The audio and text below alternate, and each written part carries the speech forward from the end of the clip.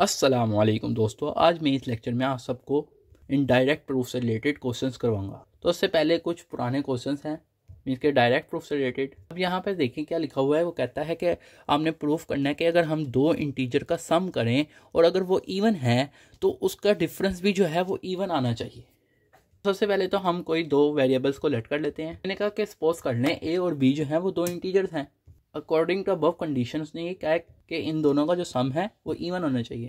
तो मैंने यहाँ पे लिख दिया कि इन दोनों का सम जो है वो कोई ना कोई इवन इंटीजर है, मीन्स के कोई ना कोई 2 का मल्टीपल है किसी इंटीजर के। और मैंने बता दिया कि ए जो है वो बिलोंग करता है इंटीजर से। अब उसने हमें कहा है कि a माइनस बी जो है वो भी प्रूफ करना है कि वो भी किसी इवन इंटीजर के बराबर हो। उसको करने के लिए हम क्या करेंगे, हम ये जो इक्वेशन है इसमें हम एक तरफ सिर्फ एक वेरिएबल रहने देंगे जबकि दूसरी तरफ दूसरा वेरिएबल ले देंगे। मीन्स कहीं अब इसे हमें एक इक्वेशन का नाम दे देंगे। अब मैं चाहता हूँ कि ना मैं a माइनस बी निकलवाना चाहता हूँ, तो मैं क्या कहूँगा, मैं कहूँगा अब सब्ट्रैक्ट कर दो minus be on both side, क्योंकि मैं ये अपनी मर्जी से लाना चाह रहा हूँ, क्योंकि मैंने a और माइनस बी का डिफरेंस करना है a और b का। तो मैंने ये कह दिया कि माइनस बी को जो है इक्वेशन की बोथ साइड पे लिख दो। तो ये देखें a माइनस बी, इसी तरह 2k माइनस बी था उसके साथ भी प्लस माइनस बी। अब हमारे पास एक चीज़ आ गई इक्वेशन की, हमने उसका डिफरेंस निकालना है। ये चीज़ तो हमें पता चल गई, लेकिन अभी ये हमने सॉल्व करना है। तो ये क्या हो जाएगा, अब ये माइनस बी और माइनस बी क्या होगा, -2 भी हो जाएगा। अब देखें यहाँ से जो है वो 2 कॉमन निकल रहा है, तो मैंने 2 कॉमन निकाले तो पीछे k माइनस बी बचा। देखिए मैंने क्या बताया था, मैंने यही बताया था कि k भी कोई इंटीजर है और b भी कोई इंटीजर। जाहिर बात है जब हम दो इंटीजर को आपस में माइनस करेंगे तो उसका आंसर भी कोई ना कोई इंटीजर ही आएगा। यहाँ पे कोई न्यू इंटीजर लेट करके लिख देता हूँ। तो मैंने साथ में ये भी बताया कि c का मतलब है कि वो बिलोंग करता है इंटीजर से।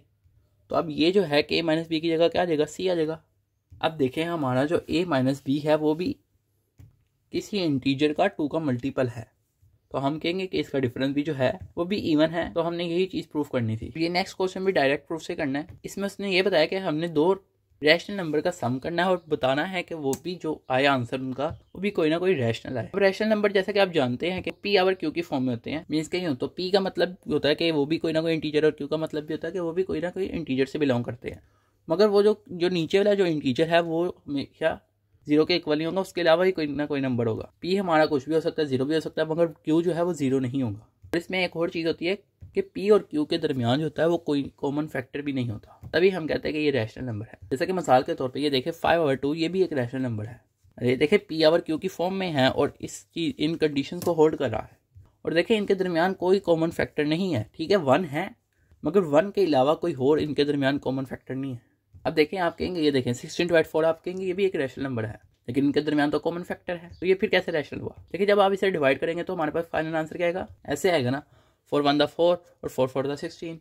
मगर देखें इनके दरमियान जो कॉमन फैक्टर है वो क्या है, सिर्फ 1 है, 1 के अलावा कोई और नहीं है। मीन्स क्या हमने फाइनल आंसर देखना है। तो आपकी जो पी आवर क्यू की ओरिजिनल फॉर्म है वो क्या है, ये 4/1 है। वैसे अगर आप 16/4 समझ लेते हो, मीन्स के रैशनल नंबर के दरमियान कॉमन फैक्टर 1 के अलावा नहीं होना चाहिए। तो हम ऊपर एक क्वेश्चन को सोल्व करने की तरफ चलते हैं। उसने यही कहा कि कोई ना कोई दो रैशनल नंबर्स का आपने सम लेना है। तो मैंने कहा लेट R1 जो है वो पहला रैशनल नंबर है, ये R2 जो है दूसरा रैशनल नंबर है और ये पी आवर क्यू के फॉर्म के बराबर है और ये 7t के बराबर है। उन्होंने बता दिया कि पी क्यू एस टी जो है ये बिलोंग करता है इंटीजर से और क्यू और जो टी है वो नॉट इक्वल टू 0 है by definition of rational number. उसने क्या कहा था कि इन दोनों का जो सम है वो भी रैशनल नंबर है। अब हम इन दोनों का सम करेंगे तो फिर ऐसा लिखा जाएगा R1 + R2 और इज इक्वल है किसके, पी आवर क्यू के, तो P R Q plus S R T. अब अगर हम इनका इधर एलसीएम लेते हो, वैसे एलसीएम लेना मुश्किल तो नहीं, लेकिन फिर आपको बता देता हूँ तरीका। जो नीचे वाले नंबर है वो आपस में मल्टीप्लाई होंगे और जो ऊपर है वो इससे मल्टीप्लाई होगा और यहाँ पे मल्टीप्लाई होगा, मीन्स के यूँ। अब ये देखें ये भी इंटीजर है, ये भी इंटीजर है, ये भी इंटीजर है, ये सारे इंटीजर हैं। तो मैं कह सकता हूँ मतलब कि इनको कोई और वेरिएबल का लेट कर सकता हूँ, सिंगल वेरिएबल को, और इसको भी कह सकता हूँ कि वो वेरिएबल भी बिलोंग करेगा इंटीजर से। मैंने कह दिया let P T plus S Q is equal है K1 के एंड क्यू टी जो है वो K2 के बराबर है और K2 जो है जाहिर बात है नीचे डिनोमिनेटर है तो वो 0 के इक्वल नहीं होगा। और K1 और K2 जो है ये किस तरह बिलोंग करेंगे, इंटीजर से बिलोंग करेंगे। तो ये देख लें यहाँ पर। तो अब हमारा ये जो इक्वेशन है वो चेंज हो जाएगी, मतलब कि K1 और K2 में इसके यूँ। ये देखिए ये दोनों बिलोंग करता है इंटीजर से और जो हमारा डिनोमिनेटर वो नॉट इक्वल टू 0 हमने बता दिया सब कुछ। तो फिर मीन्स कि ये भी जो है रैशनल नंबर है। तो यही चीज़ प्रूफ करनी थी हमने। अब हम आते हैं इनडायरेक्ट प्रूफ पर। और सबसे पहले बात करते हैं कि हमें इनडायरेक्ट प्रूफ की क्यों ज़रूरत पड़ती है। तो बाज़ औक़ात हमें डायरेक्ट प्रूफ से क्वेश्चन सोल्व करने की कोशिश करते हैं मगर वो सोल्व नहीं होते, तो हमें फिर इनडायरेक्ट वे अपनाना पड़ता है। और पुराने के दो रूल है, या बाय कॉन्ट्रा पॉजिटिव या बाय कॉन्ट्राडिक्शन। तो अगर हमें लगता है कि कॉन्ट्रा पॉजिटिव से हो सकता है तो हम कॉन्ट्रा पॉजिटिव से करते हैं, अगर हमें लगता है कि कॉन्ट्राडिक्शन से होगा तो कॉन्ट्राडिक्शन से कर लेते हैं। तो जब आप दोनों समझेंगे आपको पता चल जाएगा कि कौन सा आपके लिए बेटर है सॉल्व करने के लिए। अब देखिए ये क्वेश्चन लिखा हुआ, उसने कहा कि अगर इफ 3n+2 जो है वो ओड है तो आपने प्रूफ करना है कि n जो है वो भी ओड है। उसने ये बताया कि n जो है वो बिलोंग करता है इंटीजर से। ये उसने इतनी हिंट दी हुई हमें, तो यहाँ पे मैंने लिखी नहीं, लेकिन आपको पता होनी चाहिए। तो देखिए अब आप इसको अगर प्रूफ करेंगे, यानी कि एक बड़ी इक्वेशन से छोटी इक्वेशन की तरफ जाने के लिए आपको मुश्किल का सामना करना पड़ सकता है। आप क्या कहेंगे, इसके रिवर्स प्रोसेस करेंगे, इसके इनडायरेक्ट वे अपनाएंगे। मीन्स के ये जो इक्वेशन लिखी हुई है आप यानी कि इसकी इम्प्लीकेशन का कॉन्ट्रा पॉजिटिव लेंगे। कॉन्ट्रा पॉजिटिव में क्या होता है कि हमारी जो देन के बाद वाली इक्वेशन होती है वो भी नोट में चेंज होती है और इफ के बाद आती है। मीन्स के यूँ आती है, अगर मैं इसे पी कहूँ और इसे क्यू कहूँ तो ये इसी तरह बनता है, इफ पी देन क्यू या पी इम्प्लाइज क्यू। और अगर मैं इसका कॉन्ट्रा पॉजिटिव लूँ तो वो क्या बनता है, not Q implies not P. तो अब मैं इसका कॉन्ट्रा पॉजिटिव सबसे पहले लूँगा।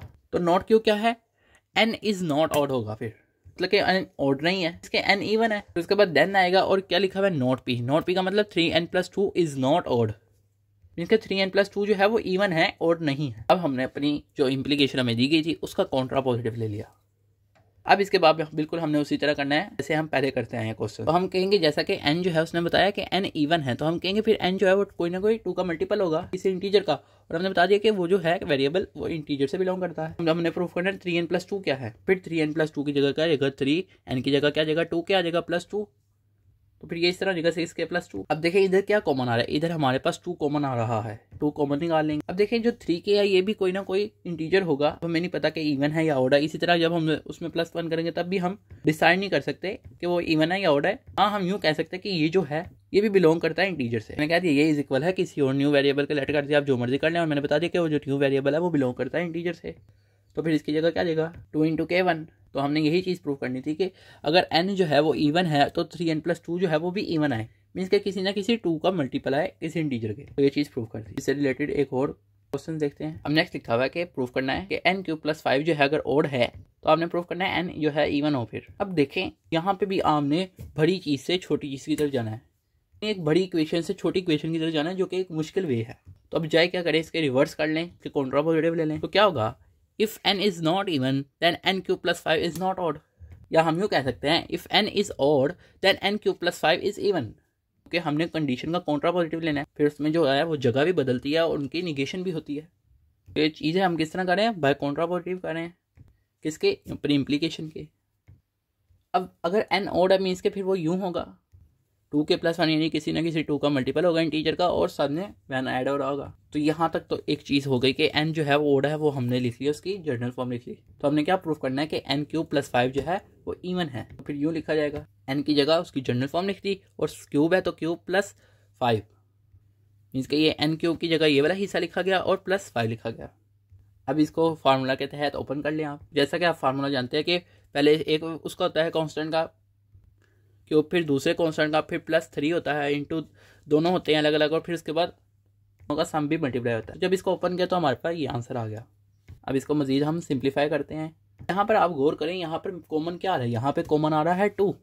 हम 2 कॉमन निकाल लेंगे, क्यों आ जाएगा फिर। और जैसा कि हम जानते हैं कि जो है वो इंटीजर है, तो के किसी से भी मल्टीप्लाई उनका क्यूब और जो भी हो तो वो भी कोई ना कोई इंटीजर ही आएगा। तो मैंने इसे किसी न्यू वेरिएबल के लेट कर लिया। तो आप जिस मर्जी कर लो, मैंने बता दिया कि वो जो वेरिएबल है वो बिलोंग करता है इंटीजर से। तो ये इस सारे की जगह क्या आ गया, k1 आ गया और ये बाहर 2 आ गया। अब देखिए हमने यही चीज़ प्रूव करनी थी कि n³ + 5 जो है वो कोई इवन नंबर हो, मतलब कि कोई 2 का मल्टीपल हो। तो ये देख लें। अब एक और क्वेश्चन करते हैं।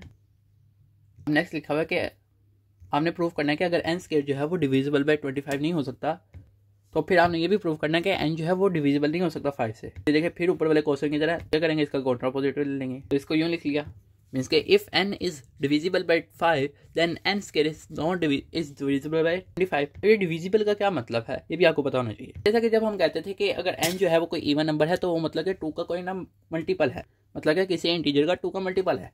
हम उसे दूसरे अल्फाज में यूँ कह सकते हैं कि जो हमारा इवन नंबर होता है वो 2 का डिविजिबल होता है, मतलब कि ये जो n है ये किसी ना किसी इंटीजर का जो है वो डिविजिबल बाय 2 है। अगर डिविजिबल 5 है तो फिर मतलब कि ये होगा n इज इक्वल 5k। तो जिसका डिविजिबल होगा हम उसको 5k लिख लेंगे, मतलब कि k जो है वो कोई ना कोई इंटीजर है। तो आप कोई भी वेरिएबल लिख सकते हैं। यहाँ पे उसने क्या कहा था कि उसका n² बताना है, कि वो भी डिविजिबल बाय 25 हो। तो n स्क्वायर करते हैं, तो जब n स्क्वायर किया तो मतलब कि वो 5k का होल स्क्वायर होगा, तो 5k का होल स्क्वायर क्या आता है 25k स्क्वायर। अब k जो है हमने बताया कि कोई ना कोई इंटीजर है, मतलब कि उसका जो स्क्वायर है वो भी कोई ना कोई इंटीजर ही होगा। मैं k स्क्वायर को किसी और वेरिएबल के लेट कर लेता हूँ, तो मैंने कह दिया लेट k स्क्वायर जो है वो कोई न्यू वेरिएबल के लेट कर लिया, और मैंने कहा कि वो वेरिएबल जो है वो इंटीजर से बिलोंग करता है। क्यों कहा? क्योंकि k स्क्वायर जो है वो भी इंटीजर है, हम उसे जिसके इक्वल रखेंगे वो भी इंटीजर ही होगा फिर। तो फिर ये हमारी इक्वेशन किसमें चेंज हो गया, n स्क्वायर इज इक्वल है 25 और k स्क्वायर की जगह आ गया m। तो m जो है वो इंटीजर है। तो अब ये देखें ना, वही उसने चीज़ की थी कि वो जो हमारा इंटीजर है वो डिविजिबल बाय होना चाहिए 25 अगर हम उसका स्क्वायर ले तो। हमने प्रूफ कर दिया। आई होप आपको ये लेक्चर समझ आया होगा। अगर फिर भी आपकी कोई क्यूरी या क्वेश्चन है तो कमेंट सेक्शन में पूछ सकते हैं, और बाय कॉन्ट्राडिक्शन रूल वाले क्वेश्चन में इंशाल्लाह मैं आपको नेक्स्ट लेक्चर में करवाऊंगा। और आप सबसे जितना हो सकता है अपने दोस्तों के साथ ये लेक्चर शेयर करें।